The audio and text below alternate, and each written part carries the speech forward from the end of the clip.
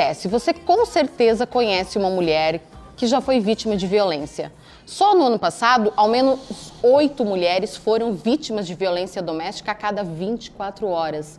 Os dados são da Rede de Observatórios da Segurança e fazem parte do novo boletim Elas Vivem Liberdade de Ser e Viver, divulgado na semana passada, no dia 7. Os números representam um aumento de 22,4% em relação a 2022. Infelizmente. E para conversar conosco sobre o assunto, eu recebo o advogado João Paulo Tavares Bastos. Boa tarde, João Paulo. Seja bem-vindo ao Ver Mais. Boa tarde, Sheila. É uma satisfação, um prazer estar aqui, apesar do assunto ser um assunto triste e muito sério. Verdade, João Paulo. Você falou muito bem, muito triste e muito sério, porque a violência contra a mulher, ela se configura de diferentes formas que muitas vezes a gente não percebe, mas aquela ofensa, aquela ameaça, aquele assédio também são considerados formas de violência? São consideradas formas de violência e há uma evolução. Então tudo começa, às vezes, com um grito, com um tapa, com um chacoalhão, e aqueles casos mais horríveis, aqueles que são noticiados pela imprensa, eles já tinham um histórico de evolução dessa violência do psicológico para o físico e até a vida. Então, ao menor sinal de perigo, essas mulheres têm que procurar a ajuda profissional, porque é um processo que se agrava, né? Nada é irrelevante quando se trata de violência contra a mulher. Pela minha experiência profissional, há limites que não podem ser ultrapassados. Você atende, né? Já tem várias clientes suas que já trouxeram para você casos de violência. Você já falou que ao menor sinal já tem que ficar em alerta.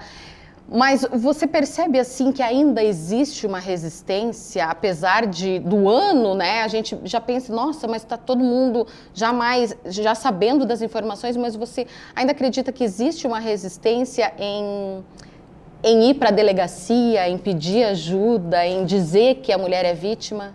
Existe, por uma dependência psicológica, às vezes uma dependência material, mães que têm seus filhos e que ficam preocupadas com o sustento de sua casa e que acabam se sujeitando a isso. E tenho que dizer que a violência, ela transcende as categorias sociais. Eu atendo pessoas de classe bem humilde que sofrem com esse problema, mulheres, profissionais liberais e até pessoas de bastante recurso financeiro, pessoas ricas e que vivem num sistema de clausura quase, né? E que não conseguem sair dali. Por isso é que aquela frase, né, que briga de marido e mulher não se mete a colher, isso não é verdade. Mete-se a colher sim, porque muitas mulheres são vítimas disso e se não houver alguém que faça a denúncia, que acione a força policial, aliás, a Polícia Militar de Santa Catarina é referência no atendimento. É de uma excelência incomparável. Nós já tivemos várias ocasiões em que a Polícia Militar foi acionada e o atendimento, eles estão muito preparados para isso, é imediato e resolve o problema.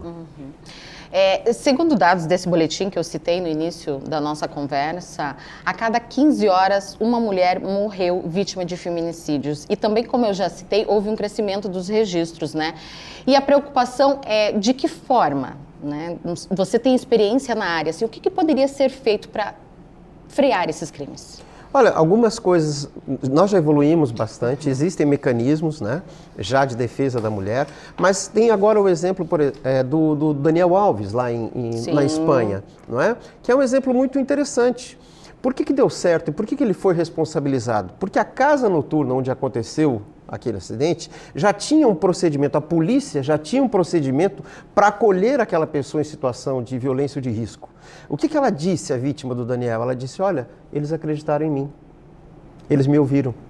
Porque essa é uma das dificuldades que as vítimas de violência têm. Elas têm que ir lá contar, e ainda mais se é alguém rico, poderoso, como o jogador de futebol que foi capitão da seleção brasileira, né? Ela tem todo o constrangimento de ter que contar o que ela passou. Então, lá na Espanha, a legislação já obriga que as casas noturnas, que a polícia já façam um atendimento do menor impacto possível e dando crédito à palavra da vítima. Não é? Porque você veja só, no sistema tradicional no Brasil, a mulher tem que sair de sua casa, tinha que fazer um boletim de ocorrência, abre um boletim de ocorrência, depois ela é intimada para dar depoimento, depois ela vai dar um depoimento de novo no processo, depois ela tem que ficar revivendo isso várias vezes, tendo que provar que ela, na verdade, era vítima, não é? E isso já mudou bastante, mas nós precisamos estar com o olhar voltado para essas pessoas e se você conhece alguém em situação de emergência, acione as forças policiais. Você falou que a gente já evoluiu muito e é verdade, né? A Lei Maria da Penha é um exemplo, a tipificação do feminicídio também é outro exemplo. Mas o que você acha ainda que, além disso, pode ser feito pelo Estado para reduzir os casos? Além da questão do acolhimento que você falou e da vítima, dela não ser desacreditada, né? Nós temos várias... A educação, será? A educação, né? O nosso país ainda é um país violento e machista, né? Nós somos educados assim. A normalização da violência é um problema que a gente tem que tratar desde a infância. Não é normal a violência em qualquer acepção, ainda mais em relação às mulheres.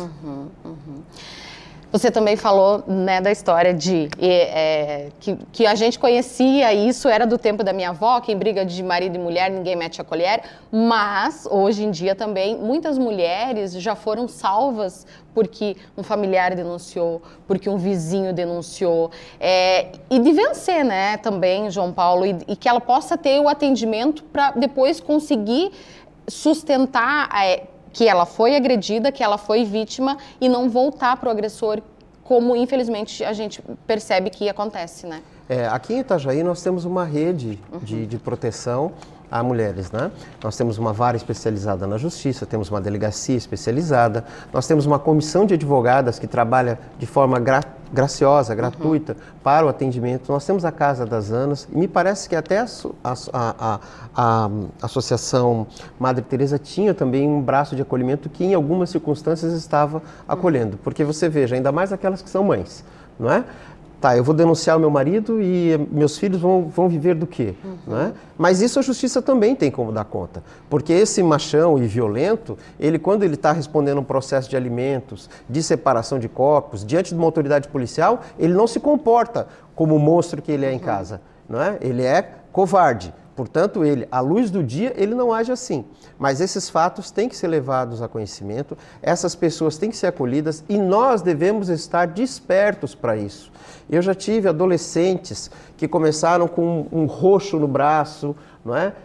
Porque a roupa o namorado não achava adequada, o ambiente, eu não gostava de uma determinada amiga, e que isso depois evoluiu para uma violência mais física, e inclusive meninas bem nascidas que não tinham coragem de contar para os pais por conta da vergonha. Então você, todos nós, diante de um fato como esse, devemos acionar e devemos dar o suporte necessário para que a pessoa que está passando por essa situação se sinta de fato acolhida, tenha uma porta de saída, tenha como proteger os seus filhos, proteger a sua manutenção das suas despesas. Para a gente finalizar, assim, o que você diria para telespectadoras nossas que porventura estejam passando por uma situação como essa de violência em casa? Que você não está só, que existem institutos jurídicos, pessoas, profissionais habilitados que podem te ajudar a sair dessa situação de desespero. Você não é a única e não é culpada. E você tem como sair dessa situação horrível, que não é por sua culpa você está posta hoje. Muito obrigada pelas orientações, pelo bate-papo aqui no Ver Mais. Até a próxima. Eu que agradeço. Um abraço.